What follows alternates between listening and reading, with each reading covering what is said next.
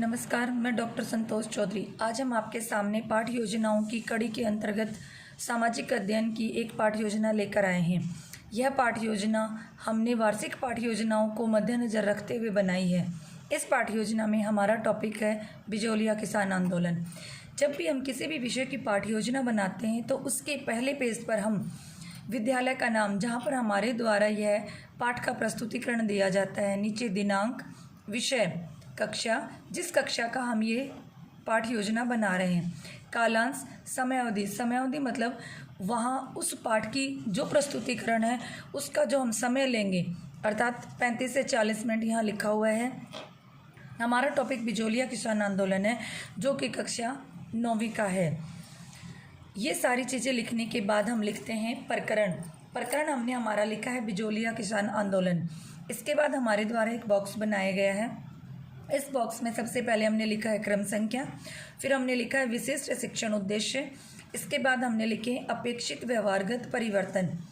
विशिष्ट उद्देश्य, जो शिक्षण उद्देश्य होते हैं वो दो प्रकार के होते हैं, एक सामान्य उद्देश्य होते हैं और एक विशिष्ट उद्देश्य होते हैं। सामान्य उद्देश्य हमारे द्वारा हमारी दैनिक पाठ्य योजना के अंतर्गत प्रथम पेज पे लिखे जाते हैं, जो किसी एक विषय से संबंधित होते हैं, जबकि जो हमारे विशिष्ट उद्देश्य होते हैं वो हमारे किसी प्रकरण अर्थात टॉपिक से संबंधित होते हैं, जो हमारी पाठ्य योजना के प्रारंभ में लिखे जाते हैं।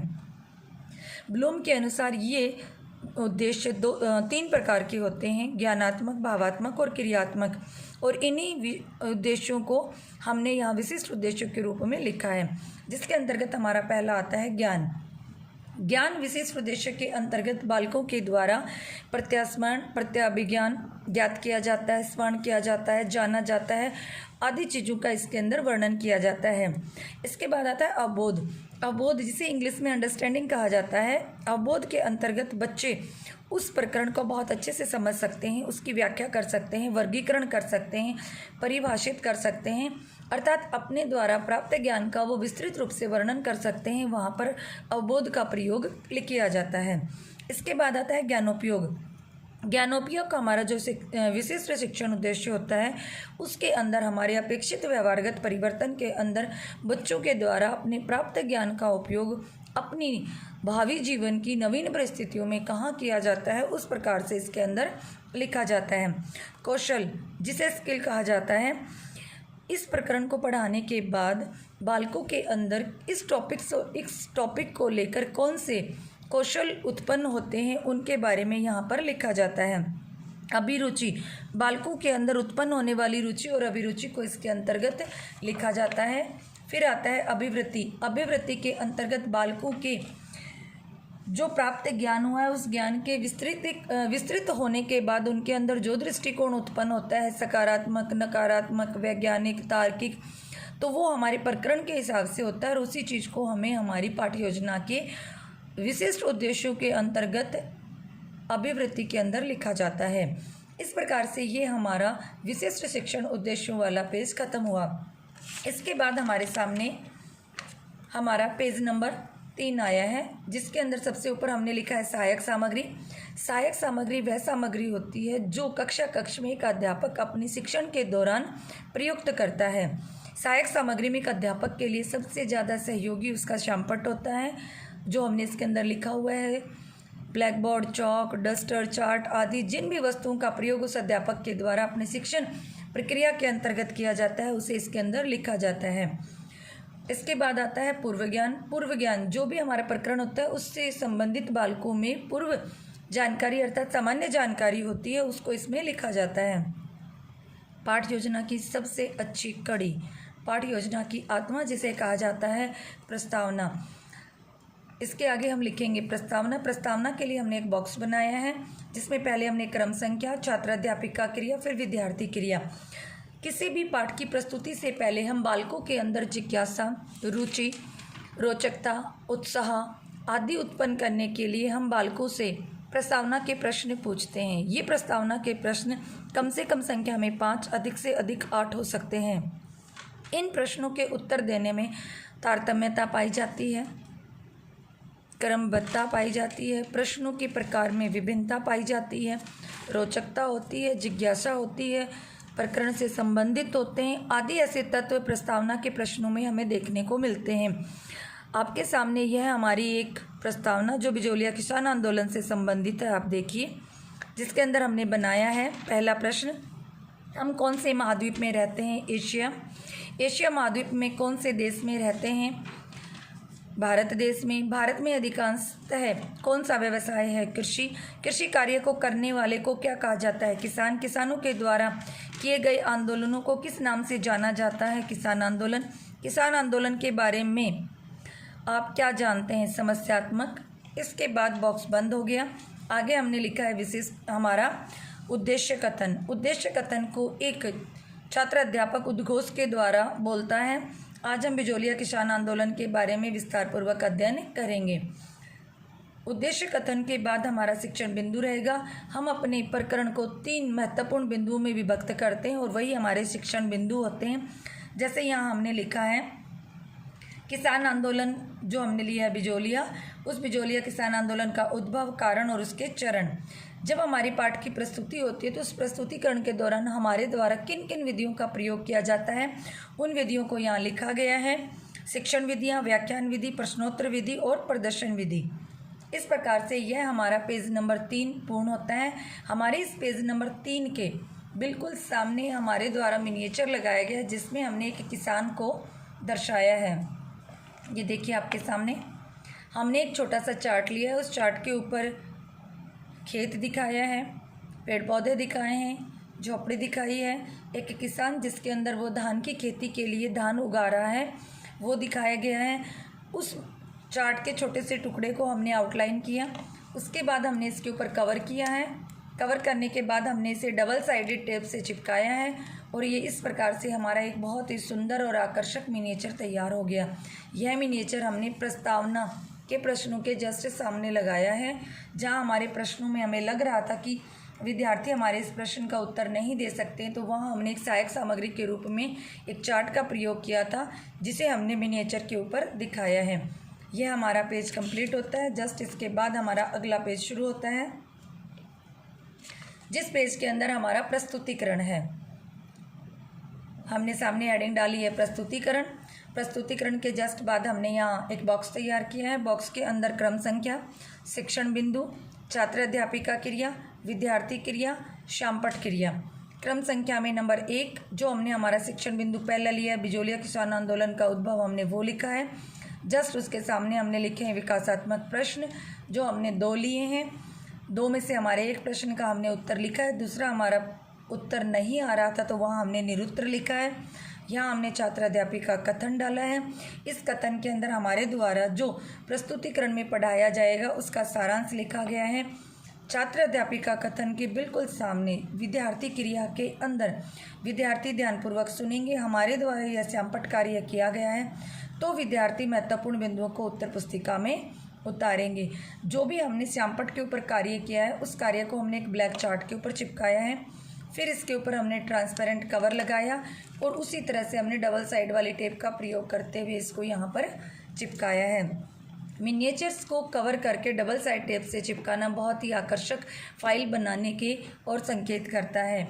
जस्ट इसके बाद हमने लिखे हैं बोधात्मक प्रश्न। बोध प्रश्न उन्हें कहा जाता है जो छात्र अध्यापिका कथन के अंदर से पूछे जाते हैं, अर्थात छात्र अध्यापिका ने जो 5 से 6 मिनट में अपना एक कथन प्रस्तुत किया है, उस कथन में विद्यार्थियों को कितना समझ में आया है, उसमें से निकाले गए प्रश्नों को बोध प्रश्न कहा जाता है। जो हमारे द्वारा यहाँ 2 निकाले और दोनों ही प्रश्नों के यहाँ पर उत्तर आएंगे। इस प्रकार से यह हमारा पहला शिक्षण बिंदु कंप्लीट होता है। इस शिक्षण बिंदु में हमने किसान आंदोलन के उद्भव के बारे में बताया है, तो इसी से संबंधित हमने जस्ट इसके सामने ये मिनिएचर लगाया है। इस मिनिएचर के अंदर हमने किसान आंदोलन दिखाया और फिर उसके अंतर्गत हमने बताया है कि जो बिजोलिया किसान आंदोलन है उसका प्रारंभ 1897 ईस्वी में हुआ है। तो उसी चीज़ को यहाँ एक झंडे के रूप में और एक बहुत ही आकर्षक मिनिएचर के रूप में यहाँ दिखाया गया है। यह मिनिएचर भी पिछले मिनिएचरों की भांति हमने एक छोटे चार्ट पर लेकर आउटलाइन की है। फिर इसके बाद हमने जिस चीज़ को ड्रॉ किया है वो ड्रॉ कर दिया, इसके ऊपर एक ट्रांसपेरेंट कवर लगाया और फिर हमने डबल साइडेड टेप से इसको चिपकाया है। इस प्रकार से यह हमारे प्रथम शिक्षण बिंदु का मिनिएचर हमने इसके सामने लगाया है। इसके बाद हम लेते हैं अपना दूसरा शिक्षण बिंदु। हमारा यह दूसरा शिक्षण बिंदु है जो हमने किसान आंदोलन के प्रमुख कारणों के अंतर्गत लिया है। इसमें भी हमने वैसे के वैसे बॉक्स तैयार किया है, जिसमें हमारा पहला क्रम संख्या रहेगा, उसके बाद शिक्षण बिंदु रहेंगे, छात्र अध्यापिका क्रिया, विद्यार्थी क्रिया और शामपट क्रिया।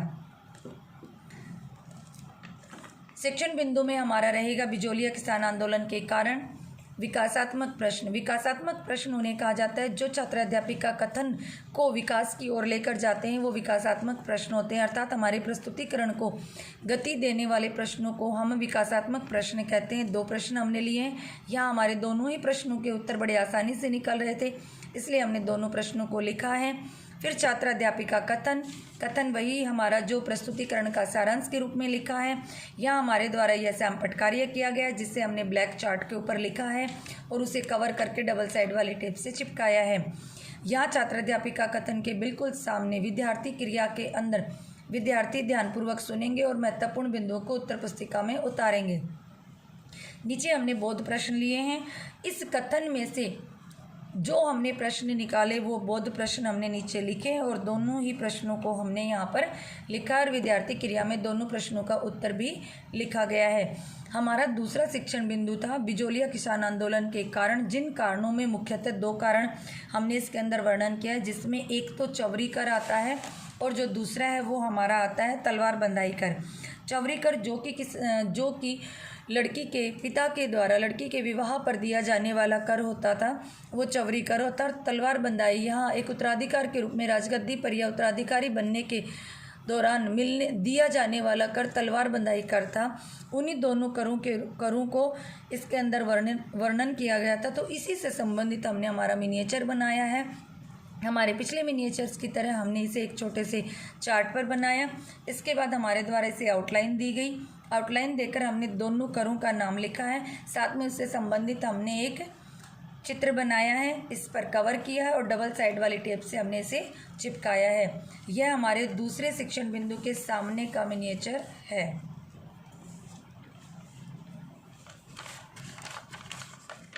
इसके बाद आता है हमारा तीसरा शिक्षण बिंदु। हमारा तीसरा शिक्षण बिंदु है किसान आंदोलन। जो हमारा बिजोलिया किसान आंदोलन था उसके प्रमुख चरण कौन कौन से हैं। तो यहाँ इन चरणों से पहले हमने यहाँ विकासात्मक प्रश्न लिए हैं, दोनों ही प्रश्नों के हमने यहाँ उत्तर लिए हैं। छात्र अध्यापिका कथन है, जस्ट उसके सामने विद्यार्थी क्रिया में विद्यार्थी ध्यानपूर्वक सुनेंगे। यह हमारा चरण के रूप में हमारा पूरा सारांश हमने लिखा है। इस सारांश को हमने बहुत ही अच्छे ढंग से व्याख्यान विधि से समझाया। तो उसी में से जो भी महत्वपूर्ण बिंदु थे वो शामपट पर लिखे। शामपट पर लिखा हुआ जो हमारा कार्य हमने इस ब्लैक चार्ट के ऊपर यहाँ पर लिखा है और उसको कवर करते हुए डबल साइड वाली टेप से चिपकाया है। छात्र अध्यापिका कथन के सामने विद्यार्थी ध्यानपूर्वक सुनेंगे तथा इस ब्लैक चार्ट के ऊपर जो महत्वपूर्ण बिंदु हमने ब्लैक बोर्ड पे लिखे थे उनको अपनी उत्तर पुस्तिका में उतारेंगे। इस कथन में से निकाले गए प्रश्न बोध प्रश्न कहलाते हैं, जो यहाँ पर लिखे गए और उन दोनों ही प्रश्नों के यहाँ पर उत्तर दिए गए हैं। तीसरे शिक्षण बिंदु के बिल्कुल सामने तीसरे शिक्षण बिंदु से संबंधित ये मिनिएचर लगाया गया है। इस मिनिएचर को भी वैसे ही आउटलाइन करते हुए कवर किया है और डबल साइडेड टेप से इसको चिपकाया है। इसके बाद आते हैं पुनरावृत्ति के प्रश्न। पुनरावृत्ति के वो प्रश्न होते हैं जो हमारे द्वारा पीछे बोध या विकासात्मक प्रश्नों में कहीं पर नहीं पूछे गए हैं, लेकिन हमारे पाठ के लिए हमारे पुनरावृत्ति कर रहे हैं। इन प्रश्नों के आप उत्तर लिख भी सकते हैं और नहीं भी लिख सकते हैं, यहाँ दोनों ही रहेंगे, आपकी चॉइस के ऊपर डिपेंड करता है। यहाँ हमारे द्वारा देखिए पुनरावृत्ति के प्रश्न जो छात्र अध्यापिका ने विद्यार्थियों से पूछे हैं और विद्यार्थियों ने उनके उत्तर दिए हैं और हमने यहाँ इस फाइल के अंदर उनको लिखा भी है।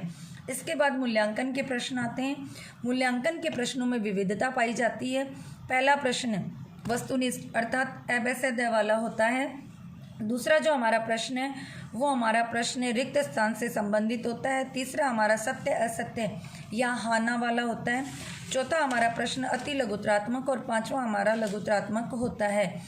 ये जो मूल्यांकन के प्रश्न है ये पांचों ही प्रश्न इसी क्रम से लिखे जाते हैं और इनके अंदर विविधता पाई जाती है। ये हमारी वार्षिक पाठ्य योजना की फाइल थी, इसीलिए इस फाइल के अंदर हमने गृह कार्य नहीं दिया है। यदि यही फाइल हम दैनिक पाठ्य योजना की फाइल में बना रहे हैं तो वहाँ पर हम यहाँ गृह कार्य हेडिंग डालेंगे और एक निबंधात्मक प्रश्न बालकों को गृह कार्य के रूप में देंगे।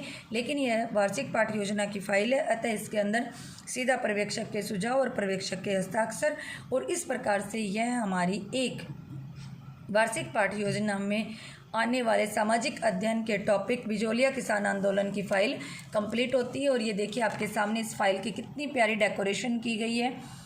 ब्लैक चार्ट चढ़ाया गया और इसके अंदर छोटी छोटी तितलियां बनाकर लगाई गई हैं, और उसके सामने ये देखिए कितनी अच्छी डेकोरेशन दी गई है इस फाइल को।